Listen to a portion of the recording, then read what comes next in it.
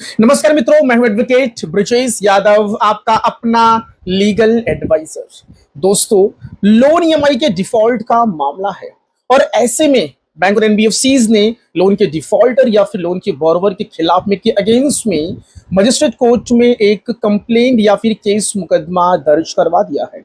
और ऐसे में आगे चलकर लोन के डिफॉल्टर लोन के बोरोवर को कोर्ट के माध्यम से, कोर्ट की तरफ से प्री कॉग्निजेंस की नोटिस या फिर दोस्तों समन्स, वारंट, बेलेबल वारंट या फिर नॉन बेलेबल वारंट जिसे कहते हैं दोस्तों अरेस्ट वारंट, इस प्रकार की कोर्ट की नोटिस लोन के डिफॉल्टर लोन के बोरोवर को आ रही है। और ऐसे में जब इस प्रकार की कोई नोटिस लोन का बोरोवर लोन का डिफॉल्टर रिसीव करता है ना, तो वो लोन का डिफॉल्टर लोन का बोरोवर काफी डर जाता है, सहम जाता है। उसे ऐसा लगता है कि अब जो पुलिस है वो पुलिस मेरे घर पे आएगी और मुझे पकड़कर मुझे उठाकर लेकर जाएगी और जेल में डाल देगी। दोस्तों दोस्तों क्या आपको पता है, आपके खिलाफ में, दोस्तों आपके अगेंस्ट में बेलेबल वारंट निकलना, नॉन बेलेबल वारंट निकलना, नहीं निकलना, या फिर आपका जेल जाना या फिर नहीं जाना, ये सारी बातें, ये सारी चीजें दोस्तों आपके हाथ में है यदि आप एक लोन के डिफॉल्टर हैं। दोस्तों, यदि आपको वारंट से बचना है, bailable warrant, non bailable warrant, arrest warrant, अगर आपको इससे बचना है तो ऐसे में दोस्तों आपको करना क्या होगा? आपको दोस्तों इमीडिएटली, तुरंत जैसे ही आपको कोर्ट की नोटिस रिसीव होती है, चाहे समन्स हो, चाहे प्रीकॉग्निजेंस की नोटिस हो या फिर वारंट की नोटिस हो, ऐसे में तुरंत आपको इमीडिएटली दोस्तों जिस कोर्ट से, जिस स्टेट से दोस्तों आपको ये नोटिस रिसीव हुई है ना, उसी कोर्ट के किसी एक लोकल एडवोकेट को इमीडिएटली तुरंत आपको हायर करना चाहिए दोस्तों। और आपको उनको आपके केस में स्टैंड करना चाहिए, खड़ा करना चाहिए। आपको एडवोकेट सर के साथ में एक वकालतनामा साइन करना चाहिए। आपकी अपनी कंसेंट देनी चाहिए कि सर जी, मैं दूसरे स्टेट में रहता हूं तो मेरे लिए पॉसिबल नहीं है कि मैं इमीडिएटली तुरंत मैं कोर्ट में पहुंच, हर एक तारीख पर, हर एक डेट पर मैं पहुंच सकूं। दोस्तों आपको पता है, कई बार, मैक्सिमम टाइम्स, ये जो कंप्लेंट, जो केस मुकदमे दर्ज होते हैं ना लोन डिफॉल्टर के खिलाफ में के अगेंस्ट में, ये दूसरे स्टेट में दर्ज होते हैं, जैसे कि कलकत्ता, अहमदाबाद, सूरत, जयपुर, बेंगलुरु, लुधियाना, मुंबई, दिल्ली, ऐसे अलग अलग स्टेट, अलग अलग राज्यों में लोन डिफॉल्टर लोन बोरोवर के खिलाफ में के अगेंस्ट में कंप्लेंट, केस मुकदमे दर्ज होते हैं दोस्तों। तो ऐसे में लोन के बोरोवर्स को हर एक डेट पर, हर एक तारीख पर जाना पॉसिबल नहीं है। तो ऐसे में होता क्या, यदि ये लोन का बोरोवर, लोन का डिफॉल्टर एक लोकल एडवोकेट को उसी कोर्ट से अपने इस केस में, अपने इस मैटर में यदि स्टैंड कर देना, तो जो भी तारीख, जो भी डेट्स पड़ेगी ना, जो ट्रायल चलेगी ना, ट्रायल, उस ट्रायल में लोन डिफॉल्टर का जो एडवोकेट है वो प्रॉपरली वहां पे इस लोन के बोरोवर को रिप्रेजेंट करेगा, तारीख पर स्टैंड होगा। और दोस्तों एग्जामिशन की एप्लीकेशन फाइल होगी, हाजिरी माफी की एप्लीकेशन फाइल होगी। और बीच में जब कभी भी लोन बोरोवर की जरूरत पड़ेगी, मजिस्ट्रेट साहब ने कहा कि उनको बुलाइए, तो लोन के बोरोवर को जाना भी होता है। ऐसा नहीं कि परमानेंट छुट्टी मिल गई। मैक्सिमम टाइम लोन बोरोवर के बिहाफ पर ये एडवोकेट ही इस ट्रायल को, इस केस को चलाते हैं, क्योंकि ये जो मामला है ना दोस्तों, ये मामला कोई बहुत बड़ा मामला नहीं है दोस्तों। ये फाइनेंशियल ट्रांजैक्शन से रिलेटेड, लोन डिफॉल्ट से रिलेटेड ये एक दोस्तों कंप्लेंट है। इसमें सेक्शन 25 का कंप्लेंट फाइल हो सकता है, इस डिफॉल्ट का। Cheque dishonour, cheque bounce, section 138 का मामला दर्ज हो सकता है, कंप्लेंट फाइल हो सकती है। या फिर बैंक ऑफ एनबीएफसीज ने लोन के डिफॉल्टर लोन के बोरोवर के खिलाफ में के अगेंस्ट में cheating and fraud, criminal breach of trust या फिर विश्वासघात का मामला, जैसे कि बीएनएस की धारा 318 या फिर 316 में कोई कंप्लेंट फाइल की हो। तो ये मामले बहुत गंभीर अपराध के मामले नहीं है दोस्तों। तो ऐसे मामले में लोन का बोरोवर लोन के डिफॉल्टर को, ऐसे मामले में एक एडवोकेट लोन के बोरोवर लोन के डिफॉल्टर को उसके एब्सेंस में दोस्तों कोर्ट में इनको रिप्रेजेंट कर सकता है दोस्तों। डियर फ्रेंड्स, यदि आपका मामला काफी लंबा चल रहा है, यदि आपको ऐसा लग रहा है कि मेरे पास पैसे नहीं है, मुझे समय लगेगा, मेरी फाइनेंशियल इश्यूज, फाइनेंशियल प्रॉब्लम्स बहुत ज्यादा चल रही है, मेडिकल इश्यूज है, काम धंधा छूट गया है, व्यापार में भारी भरकम नुकसान हो रहा है, और ऐसे में मजिस्ट्रेट कोर्ट में केस मुकदमा कंप्लेंट फाइल हो गया है, तो मुझे थोड़ा समय लगेगा, अभी पैसे का अरेंजमेंट नहीं हो पा रहा है। तो दोस्तों यदि वारंट से बचना है, अरेस्ट वारंट से बचना है, तो एक एडवोकेट तो खड़ा करना पड़ेगा। लेकिन यदि आप एडवोकेट सर को भी नहीं खड़ा करते हो, आप खुद भी जाकर उस डेट पर उस तारीख पर प्रेजेंट नहीं होते हो, अपनी हाजिरी नहीं लगाते हो, तो ऐसे में कहीं ना कहीं कोर्ट की एक डिसरेस्पेक्ट हो जाएगी दोस्तों, कोर्ट ऑफ कंटेम्प्ट माना जाएगा। आप कोर्ट की अवहेलना कर रहे, कोर्ट के नोटिसेस को आप इग्नोर कर रहे हैं। यदि आप ऐसा करेंगे तो जाहिर सी बात है, सिंपल सी बात है दोस्तों, जो कोर्ट है वो आपके खिलाफ में, आपके अगेंस्ट में बेलेबल वारंट या फिर नॉन बेलेबल वारंट जारी कर देगा दोस्तों। और जब ये वारंट जारी होता है तो आपका जो लोकल जो पुलिस स्टेशन जो थाना है, वहां से एक कांस्टेबल, एक हवलदार, एक पुलिस वाला आपके घर पे आता है, भैया ये आपका वारंट लीजिए। अगर बेलेबल वारंट होगा तो थोड़ा सा आपको वो स्ट्रिक्ट वार्निंग देगा कि भैया देखो वारंट निकला है, जाकर बिल करवा लीजिए। आपको थाने बुलाएगा, वो आपसे बॉन्ड मुचलका भरवाएगा, आपसे वो आपसे एश्योरिटी लेगा कि भैया अपना आधार कार्ड दीजिए, सिग्नेचर करिए, एक फॉर्म है, फॉर्म को पढ़ लीजिए, देख लीजिए, इस पे सिग्नेचर कर दीजिए और आप एश्योरिटी दीजिए कि आप नेक्स्ट डेट पर जाकर अपनी जमानत, अपनी बेल करवा लेंगे आप। तो दोस्तों यदि आपके खिलाफ में ऐसा कोई भी, चाहे सेक्शन 25 का हो, 138 का हो, बीएनएस की धारा 318 फिर 316 का कोई भी कंप्लेंट केस मुकदमा दर्ज हुआ है, तो ऐसे में आपको इस केस मुकदमे को बिल्कुल भी हल्के में नहीं लेना चाहिए, आपको लाइटली बिल्कुल भी नहीं लेना चाहिए दोस्तों। इस मामले में तुरंत इमीडिएटली एडवोकेट को खड़ा करना चाहिए। और यदि समय काफी लंबा जा रहा है, यदि आपको पैसे का फंड का अरेंजमेंट करने में समय लगेगा, तो ऐसे में कोर्ट में हाजिर होकर आपको अपनी जमानत, आपको अपनी बेल भी लेनी है दोस्तों।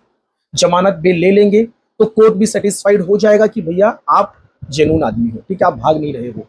आपने कोर्ट को एश्योर कर दिया कि मैं आने वाली तारीख पर, मैं या फिर मेरे एडवोकेट सर तारीख पर हाजिर होंगे, केस को, ट्रायल को चलाएंगे, ट्रायल में पार्टिसिपेट करेंगे। तो दोस्तों यकीन मानिए, यदि आप इस प्रकार से करते हैं ना, तो आपके खिलाफ में ना तो वारंट निकलेगा, ना तो आप जेल जाएंगे, ना तो कोई पुलिस वाला आपको परेशान करेगा, आपको डराएगा दोस्तों। इस बात को नोट कर लीजिए। और आपको पता है, ये जो केस मुकदमा, जो कंप्लेंट जो फाइल होता है ना, ये चुटकियों में तुरंत खत्म नहीं होता है। इसके लिए 3 साल, 4 साल, 5 साल समय जाता है दोस्तों। कोर्ट के ऊपर वर्कलोड है, केस की पेंडेंसी है, 10-5 केसेस नहीं है, लाखों में केसेस पेंडिंग पड़े हैं दोस्तों, सेक्शन 138 के, सेक्शन 25 के। तो तुरंत आपका मामला खत्म नहीं होगा, तारीख पे तारीख, तारीख पे तारीख। तो इस दौरान बीच में जो समय मिलेगा ना आपको, इस समय के दौरान, समय के बीच में ना आप पैसे का अरेंजमेंट करिए, फंड का जुगाड़ करिए, मेहनत करिए, कमाइए और धीरे धीरे थोड़े थोड़े पैसे इकट्ठा करिए दोस्तों। और आपके ऊपर जो एक ऑब्लिगेशन, जो एक लाइबिलिटी बनी है ना कि इतना अमाउंट आपको बैंक और एनबीएफसी को देना है, उसका भुगतान कर सकते हैं। और आपको काफी भरपूर आपको समय मिल जाएगा, क्योंकि आपके वकील साहब वहां पे खड़े हैं। आपको डर ही नहीं, किस बात का डर है, जब वकील साहब वहां पे हैं तो वारंट निकलेगा ही नहीं। देखिए यहाँ पे क्या होता है, ये जो मैटर्स होते हैं ना, बैंकिंग लोन डिफॉल्ट्स के मैटर, इसमें सिर्फ आपको वारंट से बचना है और कुछ नहीं है। वारंट से बचना है और आपको पैसे जमा करके, इकट्ठा करके आपको बैंक और एनबीएफसी के पैसे लौटा देने हैं, दैट्स इट। यदि बीच में बात बन जाती है, बैंक और एनबीएफसी से आपकी बातचीत होती है, आपके एडवोकेट सर की, बैंक के एडवोकेट लीगल पैनल से बातचीत चलती है सेटलमेंट को लेकर, यदि सेटलमेंट हो जाता है, यदि आप लोन के अमाउंट को, लोन के अकाउंट को यदि आप फोरक्लोज कर देते हैं, उसको आप रेगुलर क्लोज कर देते हैं दोस्तों, तो चाहे आपका फोरक्लोज हो या फिर सेटलमेंट हो, तो ऐसे मामले में दोस्तों आपको आपके बैंक और एनबीएफसी से बातचीत करके आपको एनओसी, नो ऑब्जेक्शन सर्टिफिकेट या फिर एनडीसी, नो ड्यूज सर्टिफिकेट्स आपको लेना चाहिए। जब आपको एनओसी मिल जाएगा, दैट मींस कि आपका जो लोन अकाउंट है वो लोन क्लोज हो गया, आपका लोन सेटल्ड हो गया दोस्तों। तो ऐसे में देखो करना क्या था, पैसे ही तो भरने थे, पैसे के लिए ही तो कंप्लेंट केस मुकदमा फाइल किया गया था। कौन सा आपको जेल भेजना था, आपको फांसी लगवानी थी? नहीं। बैंक और एनबीएफसी का मेन मोटो क्या होता है कि भैया मुझे मेरा पैसा मिलना चाहिए, बस उसी चीज के लिए उन्होंने क्या किया था, कंप्लेंट फाइल किया था। यदि आपने पैसे दे दिए, आपको एनओसी मिल गई, एनडीसी मिल गई, तो आपके वकील साहब को बोलिए, सर जी एनओसी एनडीसी मिल चुकी है, कोर्ट में जमा करिए, कोर्ट में सबमिट करिए। आपके बैंक को भी बोल दीजिए कि वो अपने लीगल टीम को, लीगल पैनल्स को इंटीमेट कर दे कि भैया इस व्यक्ति का पैसा, इस लोन बॉरोवर का पैसा आ चुका है, इसको एनओसी इशू हो चुकी है। तो ऐसे में केस के विड्रॉवल की एप्लीकेशन कोर्ट में लगा दीजिए। यदि बैंक नहीं करती है तो आप अपने एडवोकेट के माध्यम से करवाइए। तो प्रिसाइडिंग मजिस्ट्रेट साहब के पास आपकी एनओसी एनडीसी आ जाएगी, तो दोनों पक्षों के बीच में एमिकेबली ये मैटर सेटल्ड हो जाएगा कि भाई दोनों पक्षों की कंसेंट से ये मामला खत्म किया जाता है। केस विड्रॉ की एप्लीकेशन लगेगी, फिर जो मजिस्ट्रेट साहब है वो मामले को देखेंगे, समझेंगे भैया दोनों पार्टी सहमत थी, पैसा आ गया है, मामला एमिकेबली सेटल्ड हो चुका है, तो ऐसे मामले में आगे चलकर उस केस को वहीं पे खत्म कर दिया जाता है और इस मामले में केस डिस्पोज्ड ऑफ का ऑर्डर जारी कर दिया जाता है। आपको केस डिस्पोज्ड ऑफ का ऑर्डर मिल जाएगा, संभाल कर रखिए और आप इस केस से मुक्त हो जाएंगे। केस मुकदमा का सब झंझट खत्म, आपका केस वहीं पे क्लोज्ड। सो दोस्तों मैं ये कह रहा हूं कि यदि आपके इस मामले में कंप्लेंट केस मुकदमा दर्ज होता है ना, तो डरना घबराना नहीं है, ठंडे दिमाग से आपको काम लेना है दोस्तों। तो आपको एक एडवोकेट को स्टैंड करना है, दैट्स इट, और ट्रायल में पार्टिसिपेट करना है, कोर्ट की रिस्पेक्ट करनी है, दैट्स इट। आपके खिलाफ में ना तो वारंट निकलेगा, ना तो कोई पुलिस वाला आपको परेशान करेगा, ना तो आप जेल जाएंगे। इस बात को नोट कर लीजिए। कोर्ट की डिसरिस्पेक्ट करेंगे, ठीक है, और आप कोर्ट में हाजिर नहीं होंगे, आपके वकील साहब तारीख पर नहीं जाएंगे, तो भैया सिंपल सी बात है, वारंट भी निकलेगा, पुलिस वाला घर पे आएगा, परेशान भी करेगा और आपको पकड़ के लेके जाएगा, आपको जेल में भी डालेगा। वेरी सिंपल, एकदम सिंपल सा फॉर्मूला है। तो भैया पैसे नहीं है, समय ले लीजिए, लेकिन भैया वहां पे एडवोकेट सर को खड़ा करिए, ठीक है, ट्रायल को चलाइए, और उस बीच पैसे का अरेंजमेंट होता है तो पैसे देकर, एनओसी लेकर, और एनओसी को कोर्ट में जमा करके सबमिट करके केस को विड्रॉ, केस को डिस्पोज्ड ऑफ करवा लीजिए, खत्म मामला। इसमें टेंशन, हेडेक, प्रेशर लेने की बिल्कुल भी जरूरत नहीं है। और कोई आपको यदि ना कोई तीसरा व्यक्ति कोई आपको डराता है, धमकाता है कि वारंट निकल गया है, समन्स निकल गया है, पुलिस घर पे आ रही है, मैं पुलिस वाला बोल रहा हूं, मैं मजिस्ट्रेट बोल रहा हूं, ये सब फर्जी बातें दोस्तों। यदि कोर्ट की तरफ से कोई भी कार्रवाई की जाती है तो आपको बकायदा आपको नोटिस सर्व की जाएगी, आपके रजिस्टर्ड एड्रेस पर आपको कोर्ट की नोटिसेस भेजी जाएंगी, और कभी भी कोई भी पुलिस वाला आपको डरा धमका नहीं सकता है। आपको पकड़ेंगे कब? जब भी आपके खिलाफ में non bailable warrant, arrest warrant जारी होगा, तब। ये ध्यान देना। और आपके मामले का स्टेटस क्या है, आप जाकर ई कोर्ट सर्विसेज ऐप पर आप ऑनलाइन चेक कर सकते हैं कि आपके मामले में हुआ क्या है। तो दोस्तों, डरना घबराना बिल्कुल भी नहीं है। यदि मेडिकल इश्यूज हैं, क्रिटिकल मेडिकल इश्यूज हैं, तो सर्टिफिकेट्स वगैरह अपने वकील साहब को दीजिए, उसको कोर्ट में सबमिट होगी, जो भी तारीख पड़ेगी हर तारीख पर हाजिरी माफी, एग्जाम्पशन की एप्लीकेशन लगती रहेगी, मामला चलता रहेगा 2 साल, 3 साल, 4 साल, 5 साल, ठीक है। तो पैसे का अरेंजमेंट करिए और पैसे दे दीजिए बैंक और एनबीएफसी के, ठीक है।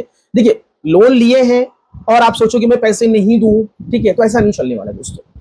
देखो, जनता के पैसे हैं, पब्लिक मनी है, तो उसको लेकर, ठीक है, उसको मतलब बोलते ना कि यूज कर लेना और फिर बाद में उसको लौटाना नहीं, तो ये अपने आप में एक ऑफेंस, एक क्राइम, एक अपराध बन जाता है। तो विलफुल डिफॉल्टर बिल्कुल मत बनिए। जेन्युइन डिफॉल्टर है तो आपको हर व्यक्ति, चाहे वो कोर्ट हो, चाहे वो पुलिस हो, चाहे वकील हो, हर एक व्यक्ति आपको सपोर्ट और सहयोग करेगा, चाहे वो बैंक हो दोस्तों। सो जेन्युइन डिफॉल्टर बनिए, विलफुल डिफॉल्टर बिल्कुल भी मत बनिए दोस्तों। थैंक यू सो मच, धन्यवाद।